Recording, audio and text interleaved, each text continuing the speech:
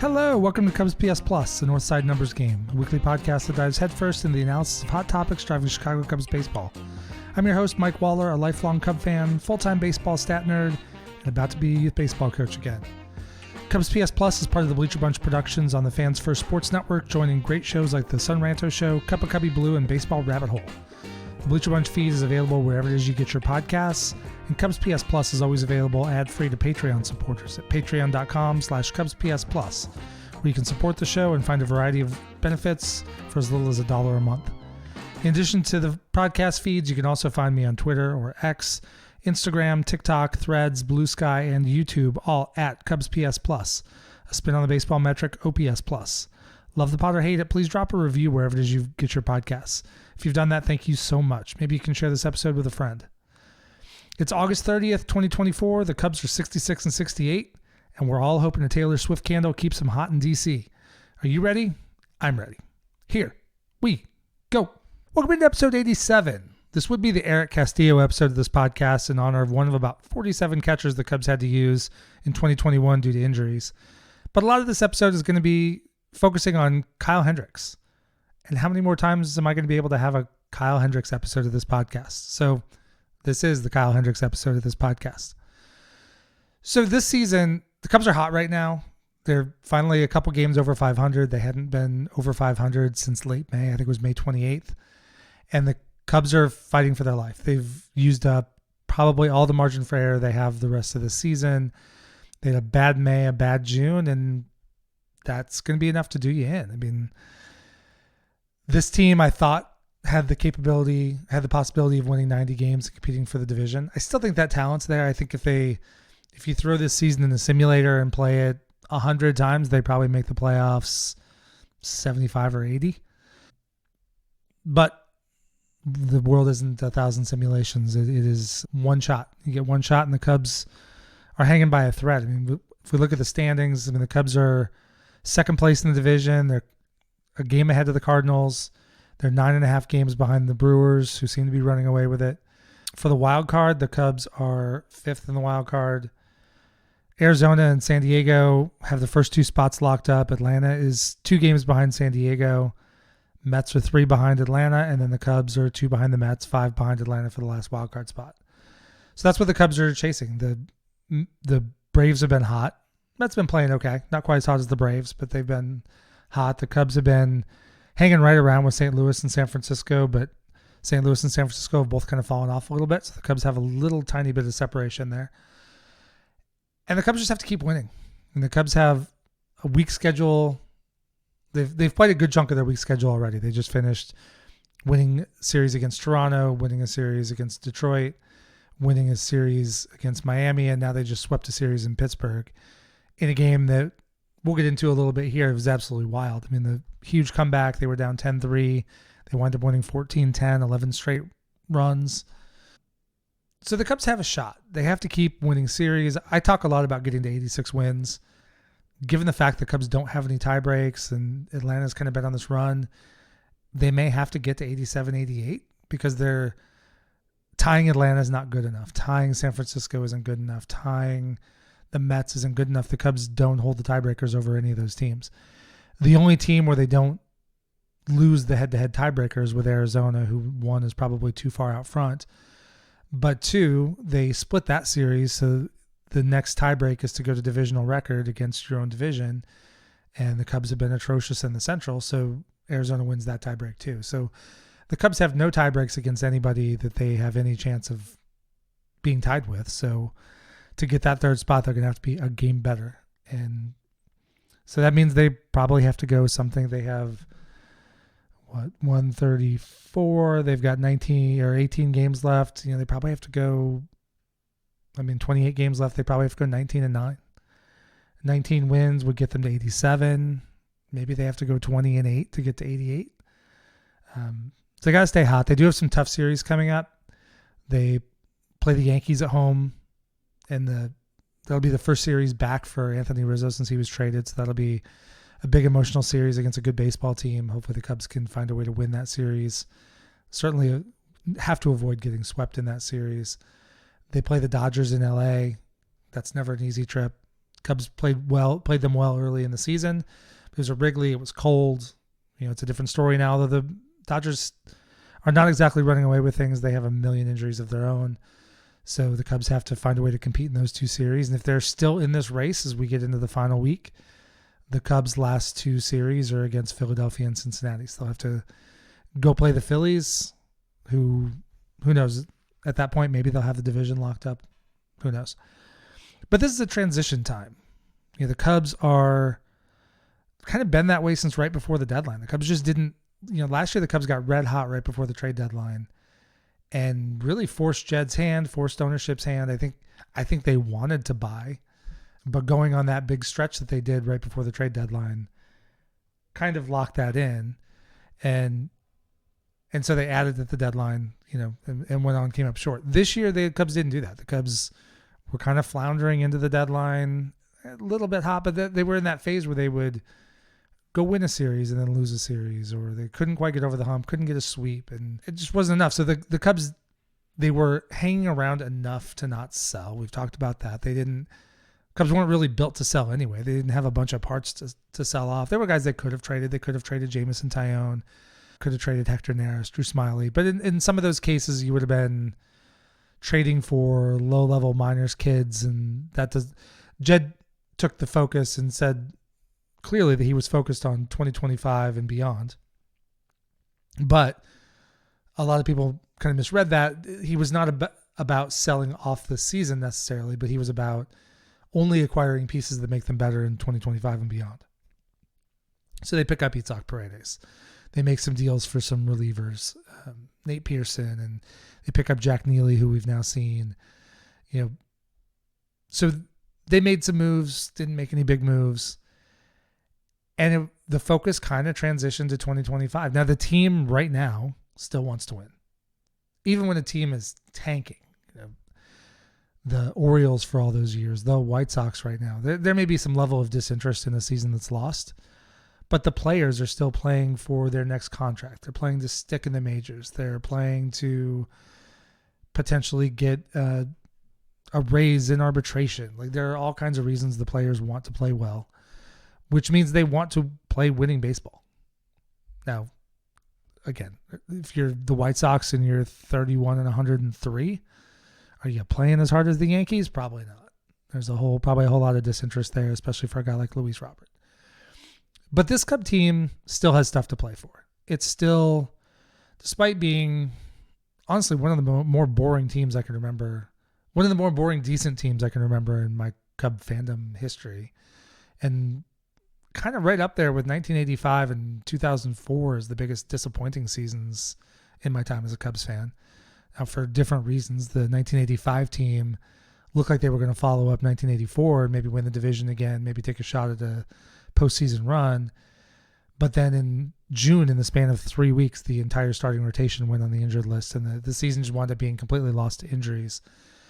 2004 is probably it's probably the Cubs team I like the least of any team I've rooted for, and it's hard to imagine that team had some of my all-time favorite players on it. I mean, Moises Alou and Aramis Ramirez and Kerry Wood and Greg Maddux came back for that season, Mark Pryor, Matt Clement, Carlos Zambrano, but that whole season just went sour. There were a bunch of injuries. They traded for Nomar Garciaparra. It was also very exciting, and then the team couldn't get out of its own way, really fell apart down the stretch, and in so doing, the team, especially the bullpen, with the backing of Dusty Baker, wound up in a feud with the announcers, which not only led to just horrible chemistry coming down the stretch that season, a really bitter finish.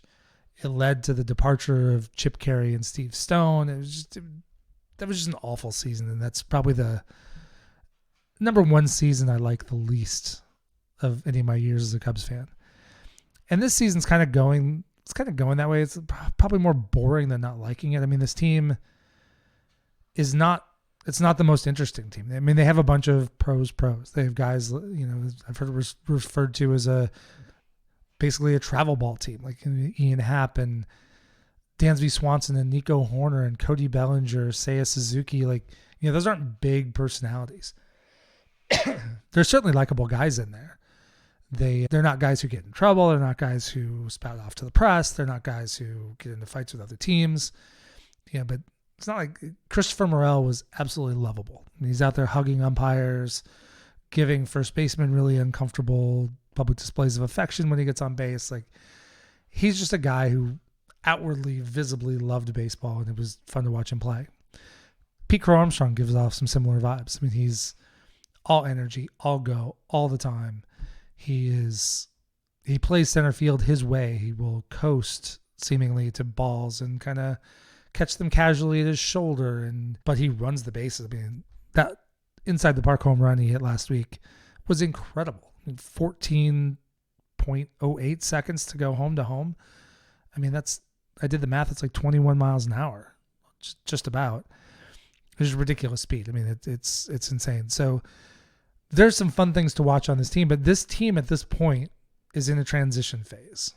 And it's a weird transition phase because this isn't a case where the Cubs have 6 expiring contracts where they're starting to figure out what kids might come up to potentially take a job. I mean, this is a team that's pretty locked up. This is why I talked about the Cubs not being really built to sell. Ian Happ is under contract for a couple more years. It looks like PCA is taking hold of the center field job, hopefully for the next decade.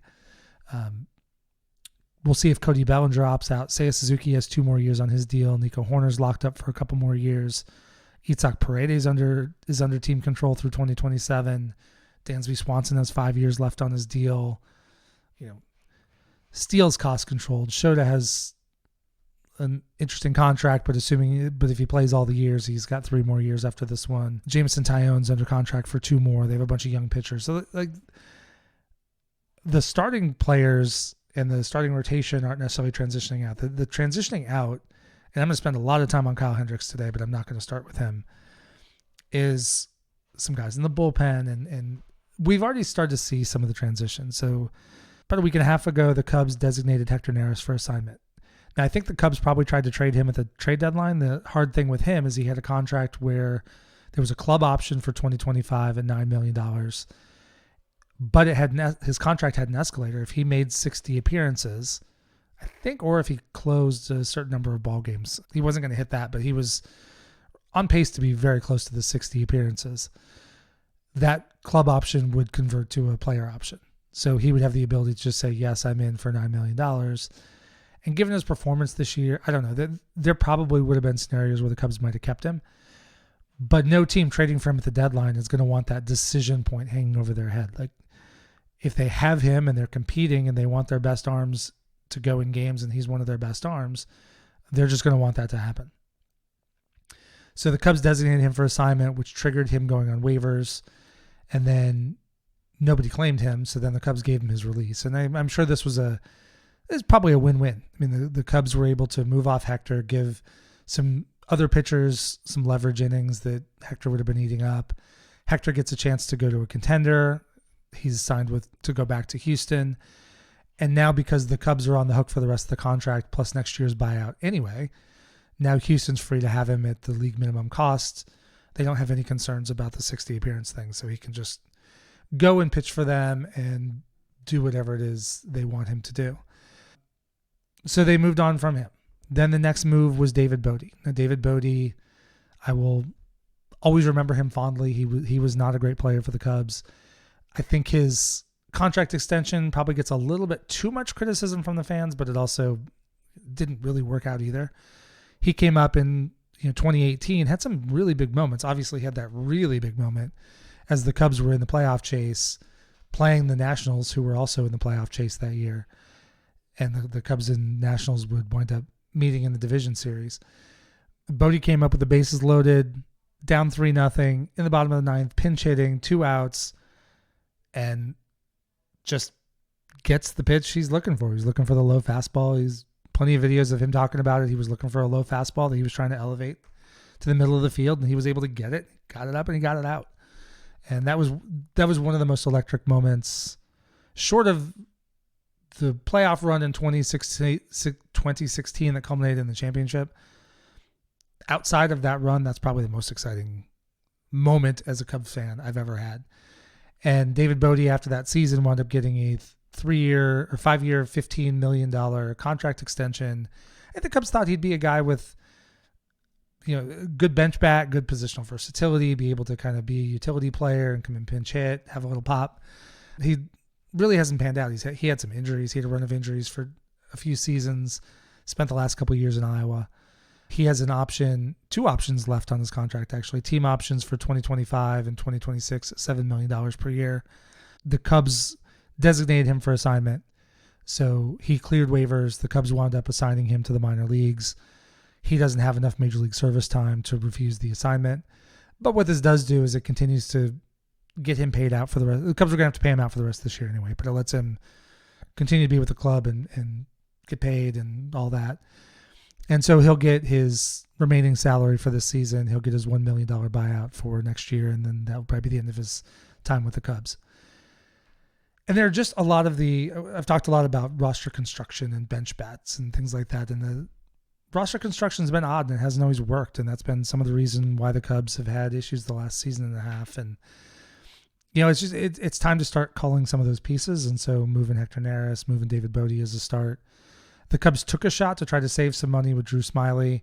I recently did an episode of CubsPS Plus The Signs looking at the CBT, talking about what the CBT is and going over. And I've talked about some on the show. I won't go, if you want to hear that, go find that episode. It's about 20 minutes.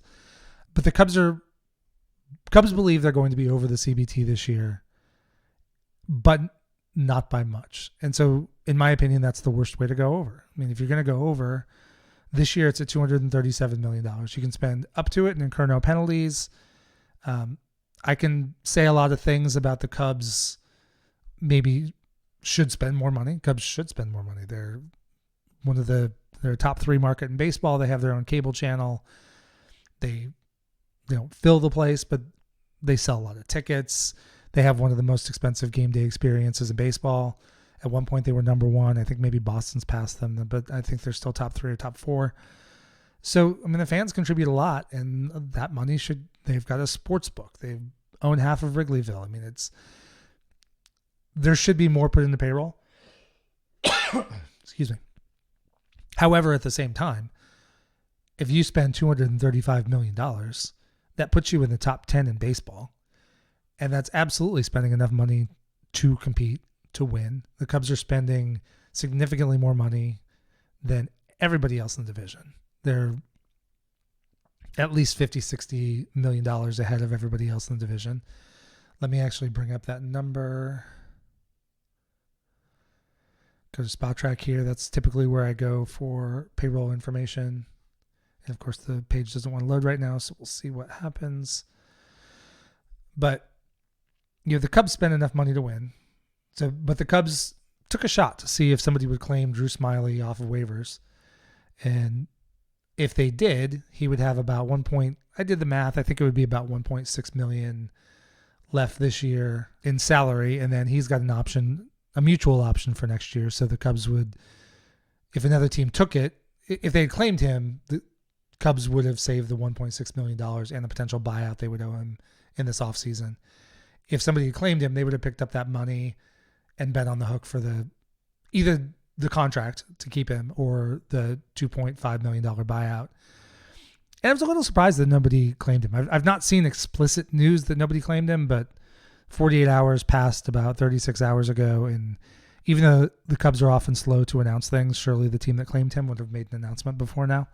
And the Cubs would have made a corresponding roster move to replace him. So clearly he did not get claimed. I'm a little bit surprised. While that is a lot of money to put on a waiver claim for a guy at this point in the season, there are a lot of teams in the mix that could really use additional bullpen help, especially from a lefty. I mean, the Dodgers have pitching injuries all over the place. The Padres could use some help. The Yankees need more bullpen help.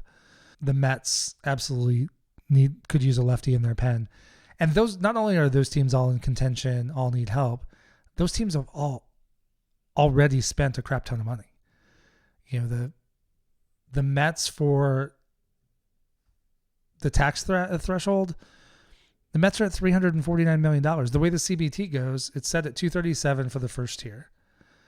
The second tier begins at $257, and the third tier begins at $277.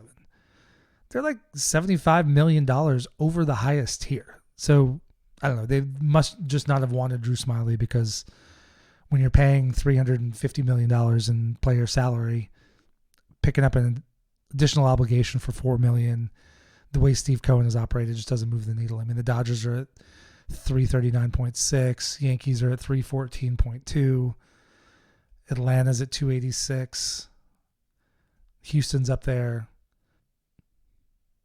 San Diego somehow, I forgot. San Diego has, I thought San Diego's team payroll was higher. They're 11th, right behind the Cubs at 228.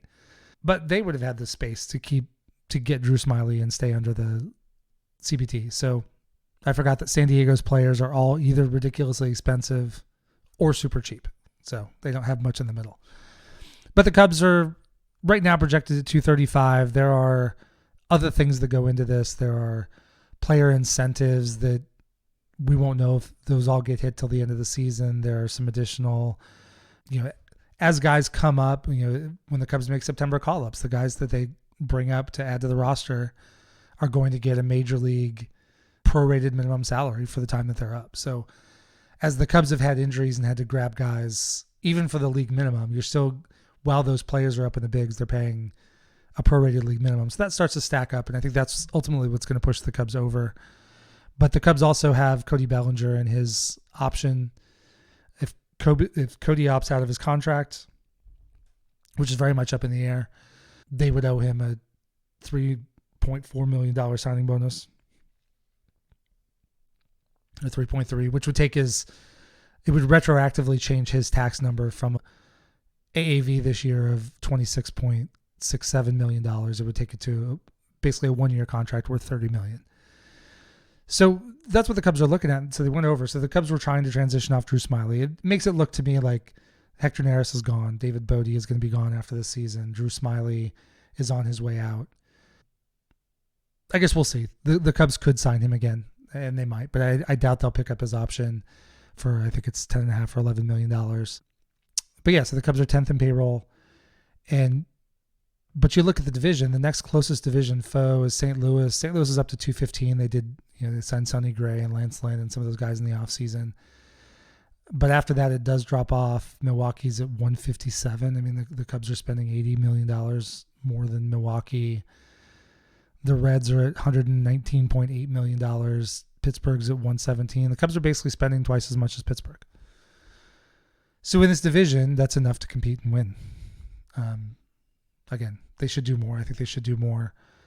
I think it's really stupid if they wind up going over the CBT by a couple $1 million, go over by nickels and dimes. I mean, that's just a ridiculous way to do it. Go get another player, go get another couple pieces, shore up that bullpen, get another bench bat, do what you have to do to make the team better, get over that hump.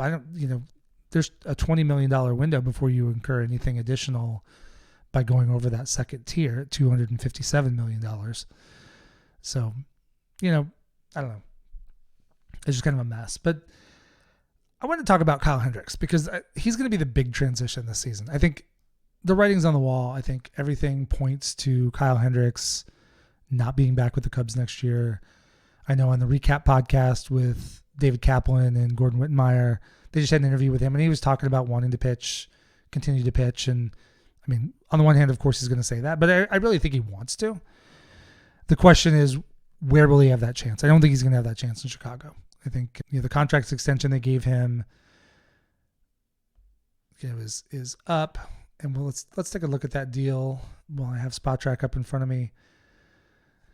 Go to the Cubs, and we have Kyle Hendricks making $16.5 million this year. I mean, this was the club option on his contract. So the last 3 years, he had made $14 million. The Cubs had a team option for $16.5 million.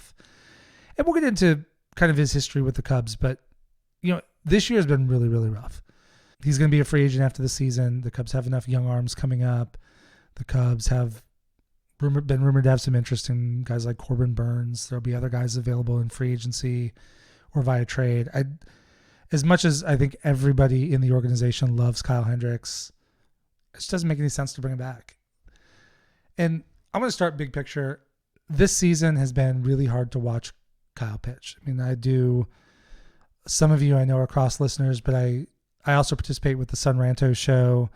I've guest co-hosted the last couple episodes, but as part of that podcast Patreon feed, there's a CubsPod, a daily reaction to all the games every day. 3 of us rotate through the games. And I had a game earlier this season. Let me see if I can figure out which one by looking at the game log. But he had a game earlier this season. It was right before he got put on the injured list and then, came out of the rotation. I am pretty sure it was the April 16th game against Arizona. He threw 4 1/3 innings, gave up 5 hits, 7 runs, a couple home runs. He walked 3 guys. His ERA at that point went up to 12.6.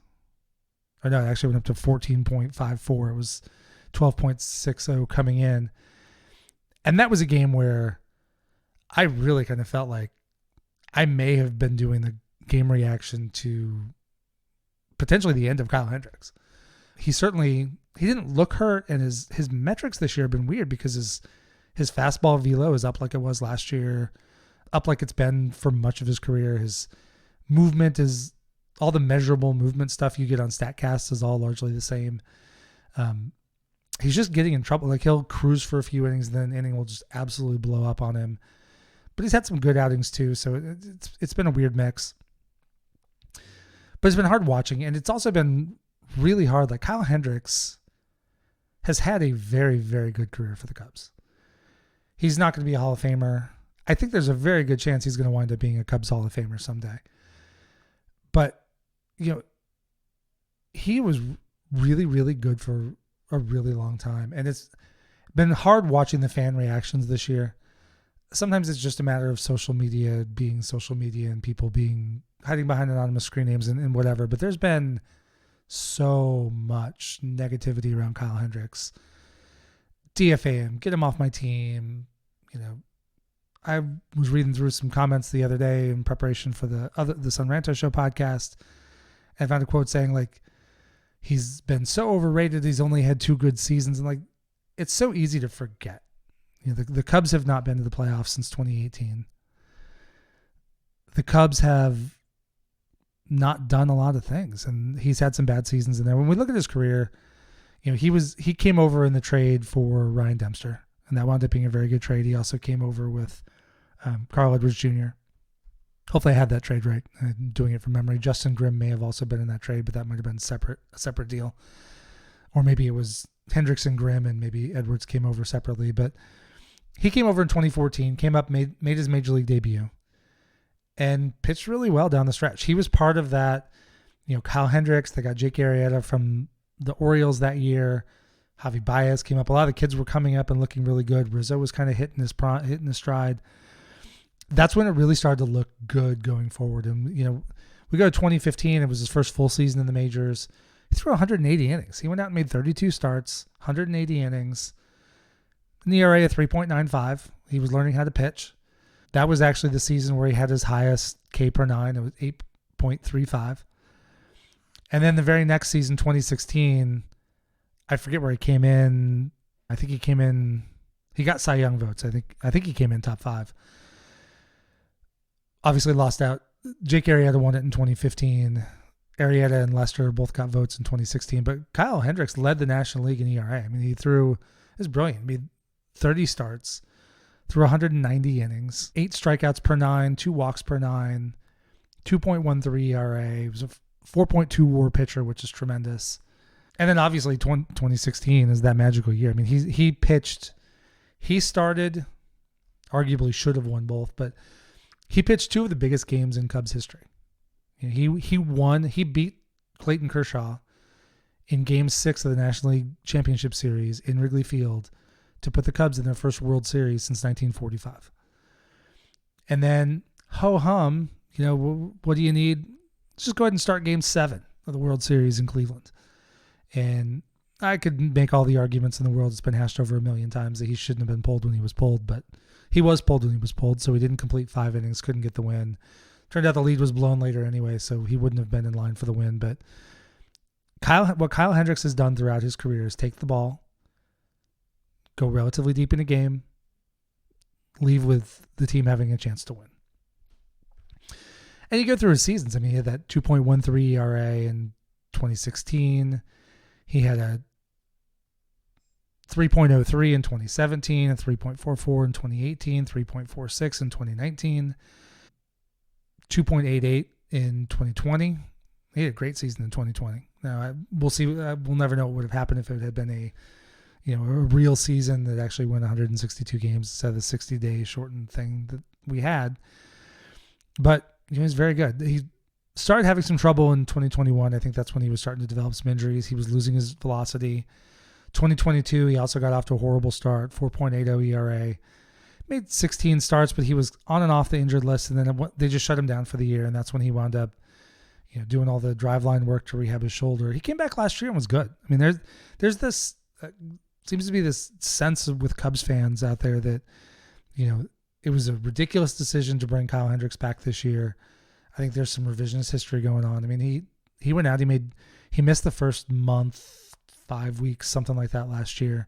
He made 24 starts through 137 innings. His strikeouts were down. He was only striking out just a tick over 6 per 9 innings. But his walk rate was one of the lowest of his career, 1.77. It was the lowest homer rate of his career at 0.85 homers per 9 innings. He kept the hard contact down. He kept the Cubs in games. 3.74 ERA, 2.7 WAR. I mean, this is a guy that you're not asking him to be the ace.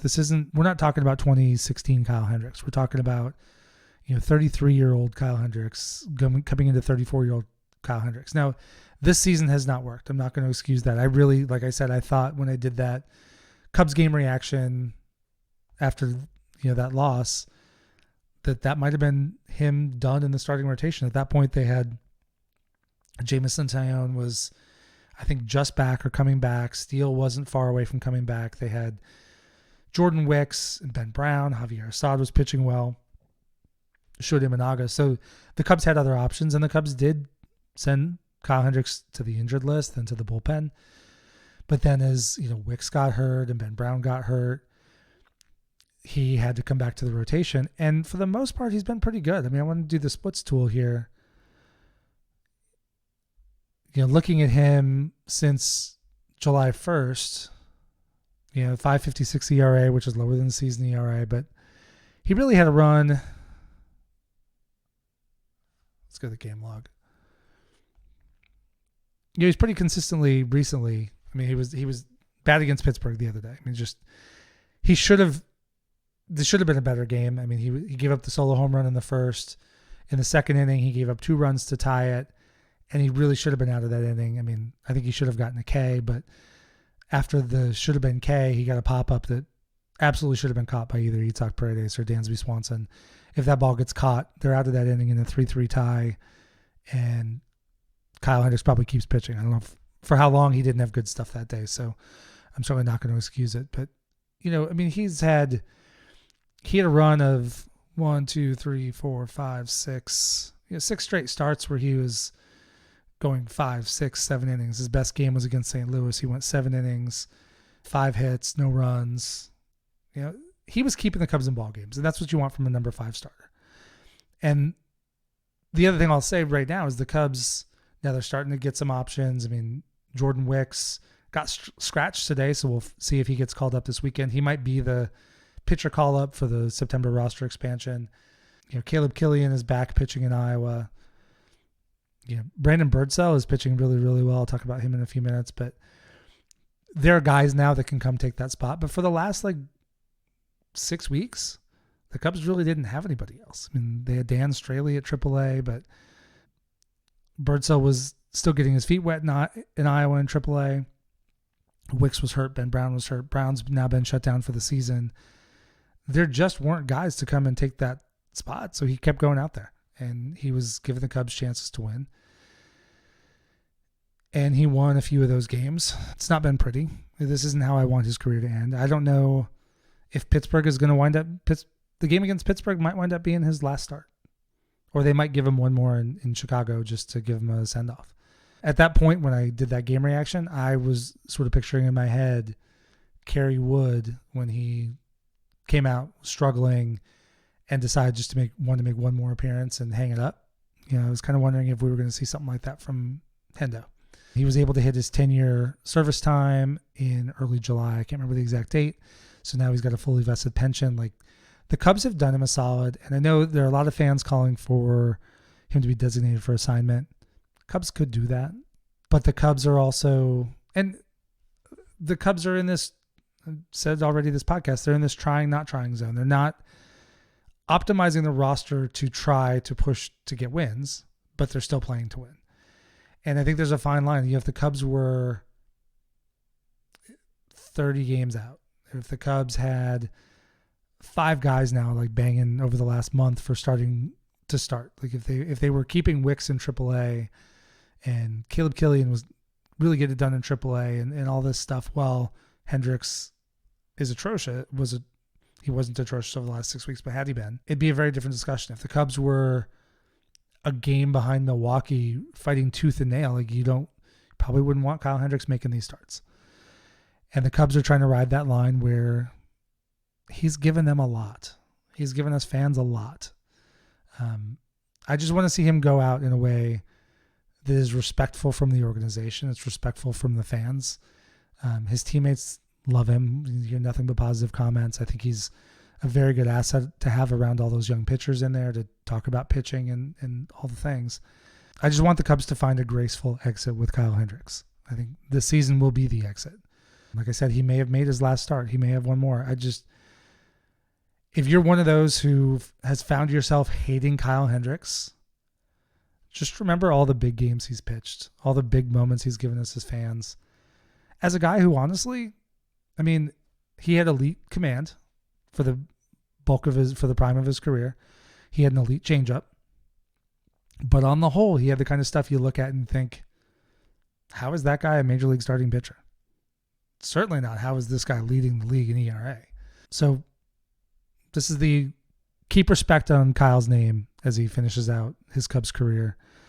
My best hope is that the Cubs find a way to have him gracefully finish the season without, doing too much damage to any remaining playoff hopes that the Cubs have, and that he retires after the season, retire as a career Cub, and eventually he'll get his plaque in the Cubs Hall of Fame in Wrigley and get to come back for a big ceremony. Like, I'm always going to remember Kyle Hendricks positively. It's painful to watch him pitch in some of these games. It was hard to watch him go 1 2/3 against Pittsburgh, giving up 8 hits and 6 runs, 3 walks. I mean, that's not the Kyle Hendricks I have in my mind. I have the Kyle Hendricks that threw a Maddox against the Cardinals a few years ago. Like the guy who would just go out there, give you 6, 7, 8 innings with big pitch efficiency, take some wear off the bullpen, keep the offense in the game, whether they're going to win it or not. And then those big games. Those big games are some of the most special games I have in my memory. I don't know if I've talked about it before on the podcast, but I'll talk briefly. The NLCS Game 6 in 2016, we had a very good friend, had a wedding reception, and there wasn't going to be a TV at the reception. So I'm one who is trying to time shift and watch sports later. But that was a moment. I mean, Cubs were either going to go to the World Series or force a Game 7, or the Dodgers were going to force a Game 7. So, of course, while I wanted to be respectful with the reception and all that and not be on my phone all the time, my oldest son was 13 at the time, or he was almost 13. So he was home watching, and I said, yeah, text me what's going on with the game so I can kind of keep up with it without having MLB at bat on. And another neighbor friend of ours that was at the reception is another huge Cubs fan. And we were really watching my son's updates. And it was very, very cool to see the game through his eyes and how he decided to describe plays and what he decided to send us. And the Cubs were winning, and the Cubs were winning. Eventually the TV did get turned. There was a TV behind the bar that did get turned on. So we were kind of watching that. But, I didn't tell my son that because I was really loving getting the updates through and also seeing the game through his eyes. In the end, the reception was over in time for us to go home, and we watched the final inning and a half as a family. And it was one of the best baseball memories of my life. And Kyle Hendricks is a gigantic part of it. And so Kyle Hendricks is just always going to have that special spot for me. And he's also a guy that that same son became a pitcher. And Kyle Hendricks was kind of a idol, I guess, for him. Like, I don't know if he would necessarily say that Kyle Hendricks was his childhood idol, But in terms of like somebody you aspire to be, my son started off as a real soft tosser, eventually put on weight and developed strength and whatever, had certainly sufficient velo for a high school pitcher, maybe a tick above, but he was certainly never a flamethrower. And so watching Kyle Hendricks and watching the fact that here's a guy who barely throws 90 ever is getting, the Savage Kyle character on the Pitching Ninja social media feeds. So just gave him something to watch and gave us something to bond over. So Kyle Hendricks will always be a big part of my baseball journey. And so respect him on the way out. At some point, he's going to get a big round of applause at Wrigley, and I hope it's a packed house, and I hope everybody's loud and gives him all of his flowers for, what he deserves to get his flowers for. I mean, he's been huge for the Cubs. But so with that transition out, there are a lot of other names I think that can go off the 40-man roster. I've talked a lot about Patrick Wisdom and Nick Madrigal, and we'll see about Miles Mastrobuoni. He's still a versatile guy with speed that can play 6 positions, bats lefty. You want somebody like that on your 40-man. So if it's not him, they're going to want to find somebody to take that spot. But we're about to hit September 1st. It's call-ups. Like I said, Jordan Wicks was scratched from a start today. I was not able to see why before this podcast. I've not seen any alert pop up that he's been recalled by the Cubs. So either he just got bumped and maybe is going to start in Iowa tomorrow, or maybe he's the guy that's going to get called up on Sunday as the Cubs. You can expand 2 roster spots. You can add 1 pitcher, 1 position player, or I guess you can add 2 position players if you wanted to, but typically it's 1 and 1. So they'll add a 14th pitcher. Maybe he's the guy. Maybe he's going to come up and maybe he's going to go back in the rotation and maybe take Hendricks' spot, or maybe they go 6-man rotation down the stretch. Who knows? There are a lot of options. If Wicks comes up any other way, or if Wicks just happened to get bumped today, there are other options. I mean, Caleb Killian is back from injury. He's pitching in Iowa. He's been throwing pretty well. Jack Neely just recently got sent back down. He throws hard. He's had his struggles so far. He had 2 bad outings, 1 good outing. And I mean, that's not really surprising. It was his major league debut. He's had some command issues. So we'll see what he becomes. I'm optimistic about him long term. I don't know that he'll be the guy that comes back up this year.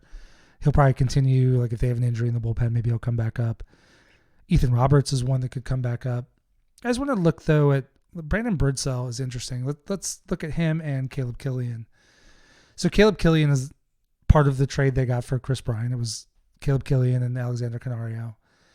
And the Cubs have really liked Killian. At times he's been dominant. I mean, right, the season they got him, he threw in the Arizona Fall League and was absolutely lights out.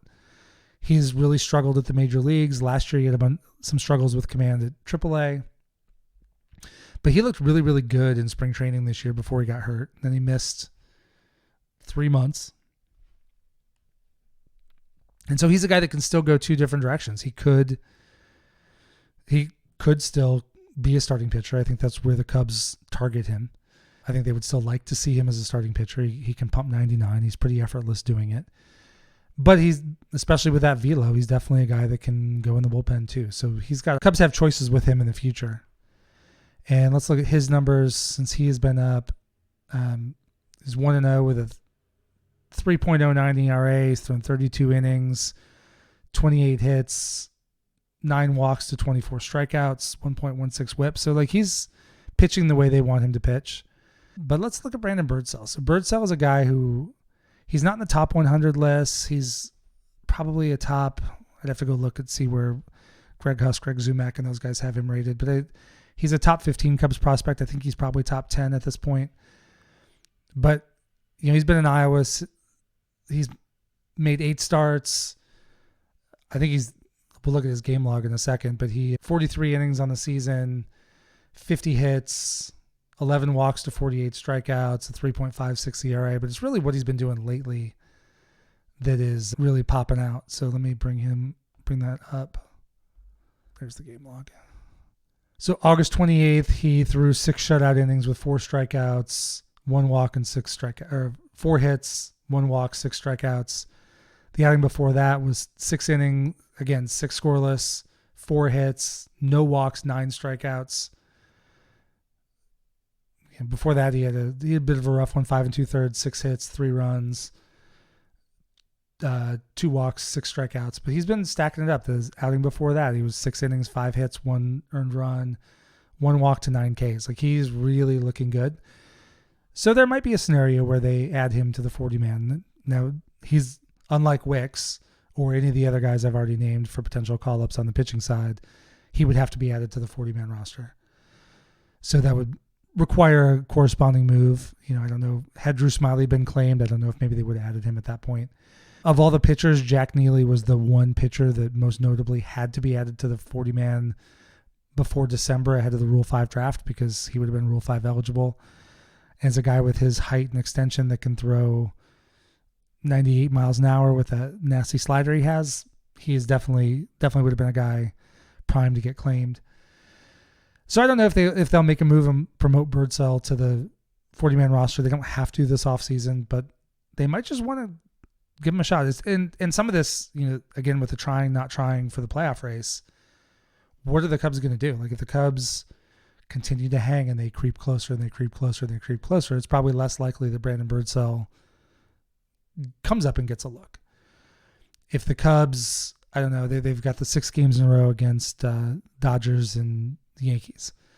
If the Cubs lose one series and get swept in the other, lose 5 out of 6, they're going to be out of the wild card race.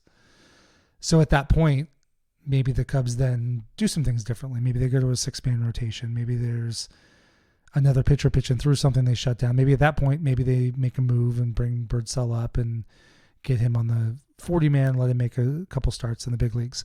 Because we've seen the big leagues are a big adjustment. I mean, breaking news, Major League Baseball is harder than minor league baseball. So you come up, you have to make adjustments, and there's a certain, people talk about the service time clock, but there's a performance clock. We've seen it with PCA. I'm going to talk about Miguel Amaya here in a few minutes, but we've seen guys have to develop their game at the major league level, and we've seen some guys do it really successfully. And so the faster you can get that, like, I think as bad as Pete Crow Armstrong looked last season when he came up and got 19 plate appearances and went 0 for 14, and there was kind of a consensus freak out about, is he ever going to be able to hit a fastball? That gave him an off season of much bigger understanding of what he needs to improve on. And even though he struggled when he first came up, he has been lights out for a while now. And you can just see that growth. And we'll see. Right now it's a growing sample size. I don't think it's fluky. It's not lucky. This isn't like he had 3 good games. I mean, he's been hitting the ball hard consistently for 6 to 8 weeks at this point, while keeping his whiff rate down, his K rate down, all those things. And it's so a guy like Brandon Birdsell, he's going to have his struggles at the major leagues because everybody has their struggles at the major leagues. So why not get him some exposure, especially if the Cubs are not in contention, have the ability to do it. So we'll see. We talk about the roster expansion. It's not necessarily always one guy. They might bring up Wicks. He makes a couple starts. Maybe they swap him out with Birdsell. Maybe they start rotating bullpen arms through. Like, there are options. On the position player side, there are 3 interesting ones to me. When I look at the Iowa Cubs hitting stats, go there real quick. On the hitting, I hate when the screen moves as I'm clicking on a button. So if you go to the hitting side, the one that really pops out as being maybe the most ready, if you want to say, is Owen Casey. Now, he is not on the 40-man roster, but he does have to be added. Again, just like Jack Neely, he has to be added ahead of the Rule 5 draft. I'm quite certain he's a top 100 prospect in baseball. I'm quite certain he would get claimed he would get drafted in the Rule 5.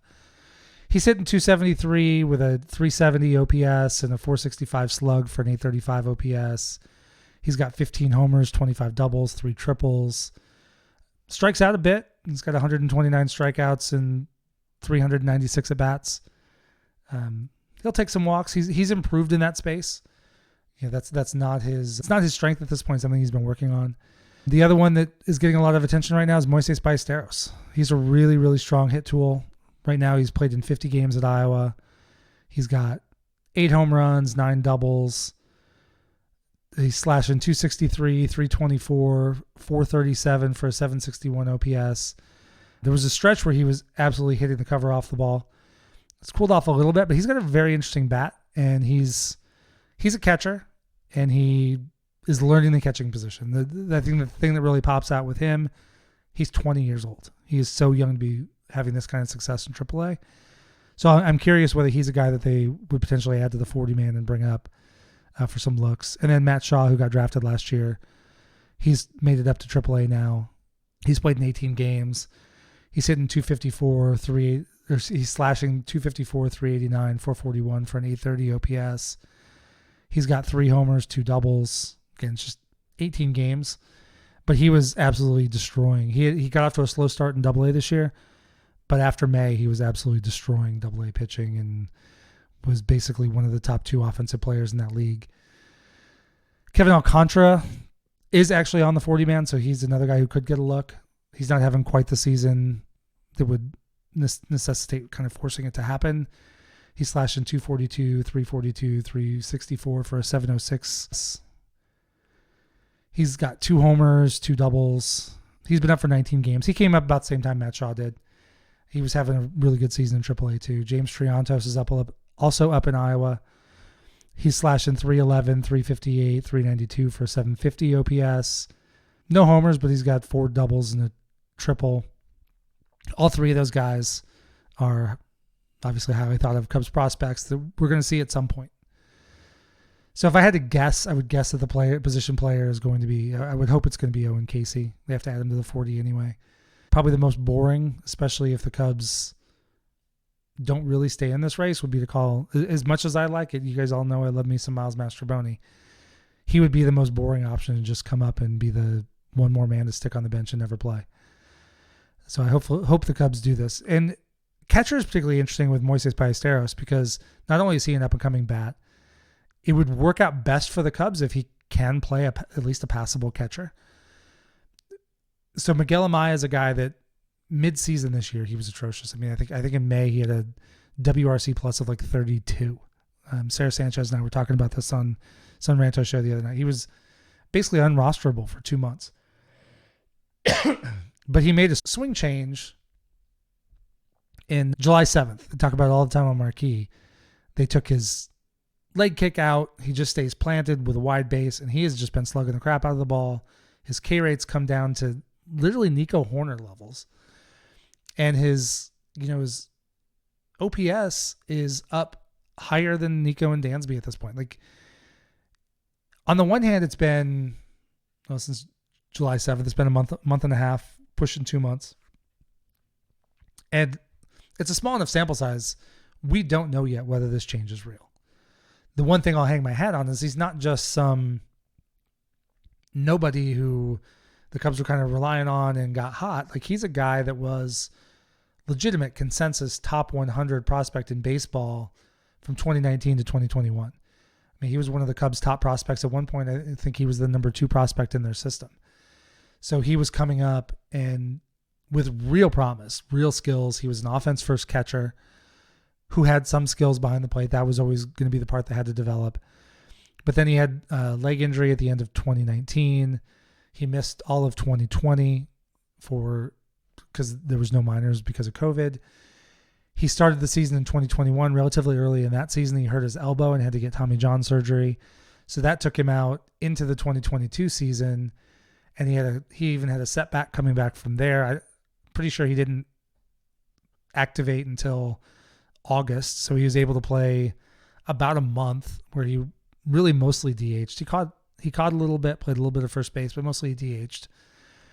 And so over the course of 3 seasons, when he's, 21, 22, 23, he played 63 games. He got like 500 plate appearances. And that's just not what you want your top prospects to have. So there is a very real chance that we are seeing him work now and become the player that people thought he could be. So if he was properly ranked in the beginning and,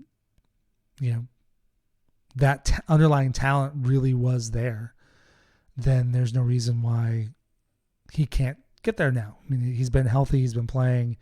Still needs some work behind the plate. He's not great at throwing runners out. I think he's fine on framing, but I really like what I'm seeing from that bat. And he's forcing the Cubs to make a decision. Like I said earlier this season, I thought he might be a candidate to get DFA'd in season. I really did think they would give him the rest of the season to see what he could do. But I thought there was probably very little chance he was back next year. Now I still wouldn't go into next season with him as the primary only real option at catcher, but it becomes very interesting now to potentially pair him with Moises Ballesteros and give up a little defense, but have some really significant offense behind the plate.